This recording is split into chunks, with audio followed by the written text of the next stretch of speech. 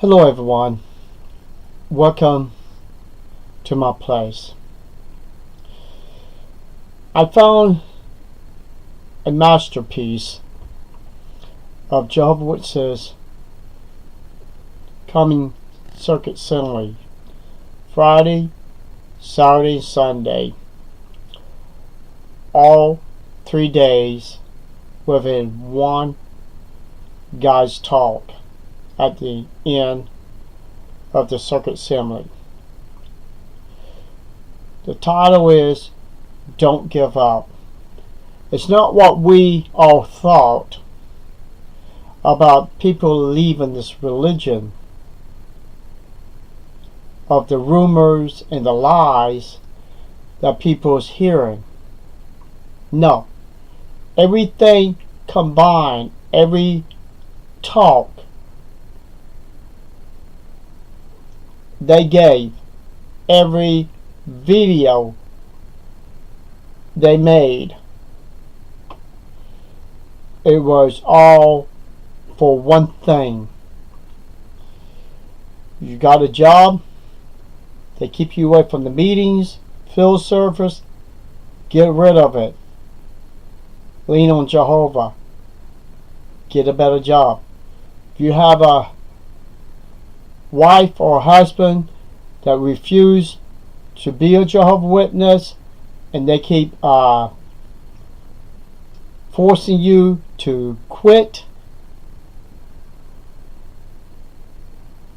make new arrangements, because the end is not around the corner no more. The end, not too far off. The end is almost right here, right now.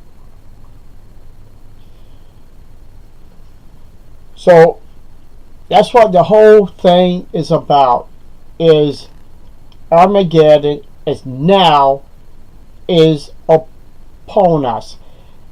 The signs, the Bible prophecies, the faithful discreet slave, the anointed ones. They even use Bible scriptures for the governing body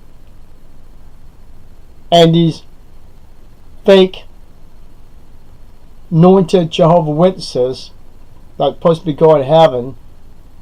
They use Bible scriptures pointing to them, showing that we are at basically not the last hour, the last 15 minutes. They don't say that, but basically when you hear the nonsense, which I have given Kim this information, so her and Mike, well, you know them as Mikey and Kim,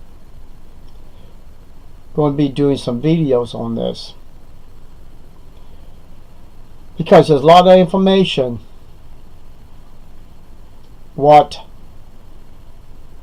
how they was brainwashing the last 30-40 minutes of this guy's talk. So we're going to get into a portion of it, and I'm telling you, it's wonderful how they was able to twist events in this last part of talk to turn them into lies, major lies, big fat lies, all at one talk. So we're going to get started a little bit, and I don't know how many videos it's going to be, but it's going to be quite a few. So let's take it from here. Because let's face it, we humans have given that phrase appointed time a bad reputation. How many times have you heard someone say, sorry, I'm going to be late, or sorry, I have to cancel? How many times have we said those words? One author says that our culture suffers from what she calls last-minute-itis, the disease of canceling plans at the last minute. She gives an example. She says, 10 minutes before we were to meet, a friend texted me that she was canceling. This was followed by a big XO and a frowning emoticon. So, I got something to twist this around just a little bit. After September 5th, sundown was supposed to have been 1976, when it was 1975 by Freddie Franz Talk. Did Jehovah change his mind and left Jehovah's Witnesses hanging in midair, just like that woman left this woman there while she got there maybe about 30 minutes earlier, an hour earlier, waiting for this woman, and whether she was, the time frame, it could have been 10 minutes, but the woman decided to cancel the plans when they were supposed to meet. So, did Jehovah cancel his plans because he realized that it wasn't time for him to start Armageddon? Maybe he was waiting for Jehovah's Witnesses to do more preaching work. Because remember, this was 1975. And they probably haven't got worldwide like they have now. So did he held back to make the witnesses to be part of the Bible prophecy? The good news will be preached throughout the earth? Something to think about. Let's continue.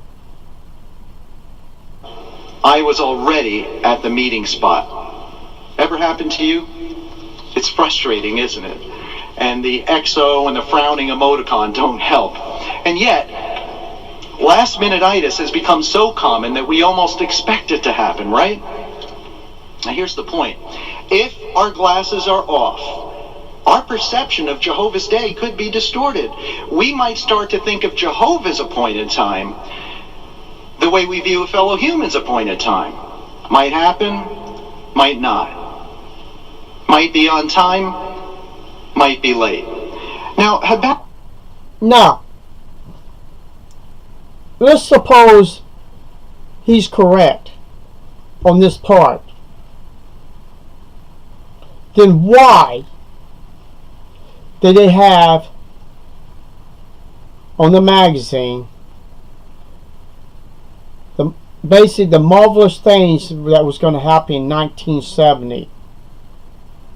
Why did they have 1975 in the magazines? Was it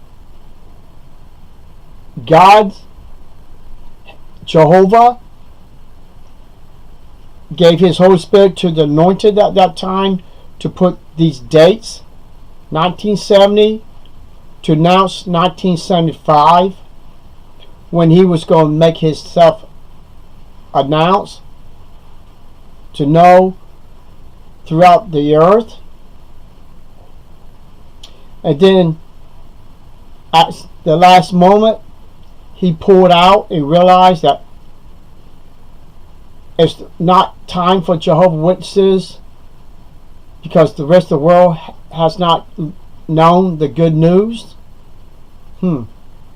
Something to think about. Let's continue. Habakkuk may have developed that distorted view because look at what Jehovah says to him in the second half of verse 3. He says, even if it should delay, keep in expectation of it. Why did Jehovah say, even if it should delay? Because evidently, to Habakkuk's perception, that's what seemed to be happening. And we can understand his point of view for two reasons. One, Isaiah prophesied about Jehovah's Day a century earlier. 100 years had gone by, and nothing happened. Second, Habakkuk was suffering. And remember, trials can drive us out of our mind and into our heart, which is a... Okay, let's stop right there. This is where the deceiving part is, people.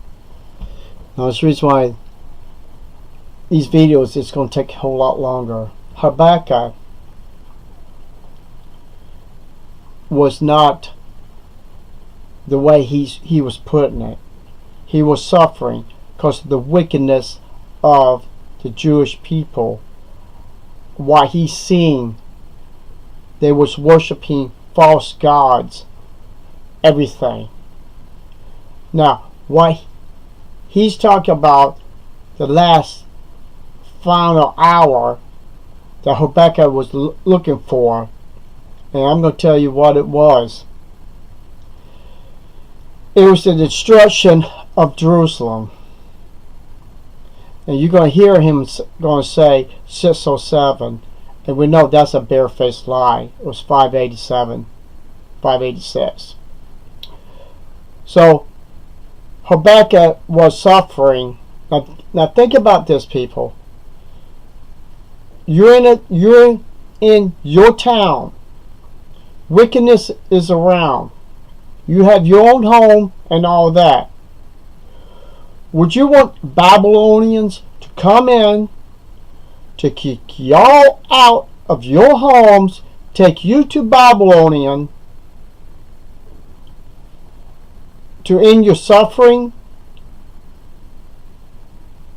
because of the wickedness at that time? No. No one would. Because you'd be losing your home. Well, couple of your neighbors may have been good, but other neighbors was worshiping false gods. Habakkuk knew Jerusalem was going to be destroyed by the Babylonians. He knew they was going to be captured by King Nebuchadnezzar. Why would you want to get out of one bad situation, worse now, when you can be captured by King Nebuchadnezzar? Now you are slaves. He wasn't a slave when he was in Jerusalem. Habakkuk wasn't talking about the future, what we're waiting for. You hear this part for yourself. Treacherous place to live when we're facing a test of faith. Now you add those two factors together, waiting and suffering, and it's easy to see why Habakkuk might have concluded that Jehovah's Day was delaying. And if that is what he concluded, then that was just his perception. And perception doesn't change reality. The reality is Jehovah had an appointed time. He's the great timekeeper, and if he says he's going to do something, it will happen. And it will not be late. In Habakkuk's case, Jehovah's Day came right on time in 607 BCE. See? 607 BC was the false teaching when Jerusalem was destroyed. Not talking about our future when Christ's going to come to clean Jehovah's Witnesses off the map, this wicked religion and other wicked religions off the map, off of this earth. So this is a deception by Watchtower, making you want to believe that Habakkuk was earning and groaning to be captured by King Nebuchadnezzar, to see the fall of Jerusalem the way he was putting it.